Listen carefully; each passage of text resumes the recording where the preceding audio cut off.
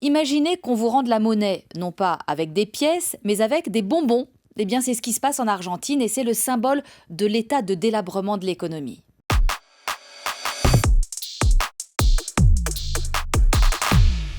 Quelques mots de contexte d'abord. L'Argentine est au cœur d'une crise économique profonde qui, bien sûr, a été aggravée par la pandémie. En un an, entre avril 2020 et cette année, avril 2021, le coût de la vie a augmenté de 47%. Et l'inflation est telle que l'argent ne vaut plus rien. Aujourd'hui, un peso argentin, c'est 0,0088 euros. Ce n'est même pas un centime. Et si par exemple vous achetez pour déjeuner sur le pouce un chausson à la viande ou aux légumes, une empanada, eh bien vous devrez d'abord sortir un très très gros billet, un billet de 200 ou de 500 pesos. Et si en plus le commerçant doit vous rendre la monnaie, il va être très très embêté.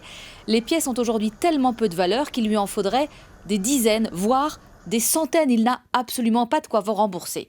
Donc, en général, à la place, il vous propose un petit bonbon pioché dans un grand bocal à la caisse, histoire d'avoir quand même quelque chose à vous rendre. Exactement comme si en France, on vous donnait une fraise tagada à la place d'une pièce d'un centime. C'est devenu une pratique extrêmement répandue dans le pays.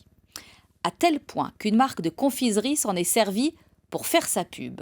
C'est peut-être du cynisme ou de l'humour, en tout cas, l'une des plus grandes multinationales alimentaires du pays, Arcor, a sorti 2 gammes de ces petits bonbons emballés individuellement, Arcor Mini saveur cerise et Arcor Strong, avec cette inscription sur les gros paquets de 800 grammes, idéal pour rendre la monnaie.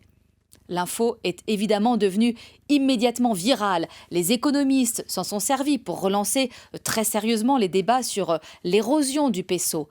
Les internautes, eux, se sont moqués. Maintenant, ce n'est plus la Banque centrale, mais Arcor qui émet la monnaie nationale. Ce coup de pub, en tout cas, n'est pas vu d'un très bon œil par les autorités parce que ces bonbons en apparence inoffensifs sont devenus le symbole de l'incurie du gouvernement. Même si l'inflation est quasiment un fait culturel en Argentine, cette fois, on est arrivé à un point vraiment critique. Les prix s'affolent tellement que les Argentins en sont contraints de bricoler. Certains n'achètent plus de yaourt, d'autres plus de vêtements. 42% de la population vit aujourd'hui dans la pauvreté. Le problème, c'est que le pays n'a pas pu emprunter pour répondre à la crise du coronavirus.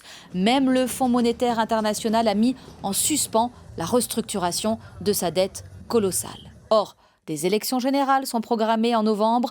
Le chef de l'État aimerait bien redresser la situation d'ici là. Et manger des bonbons, ça ne suffira pas.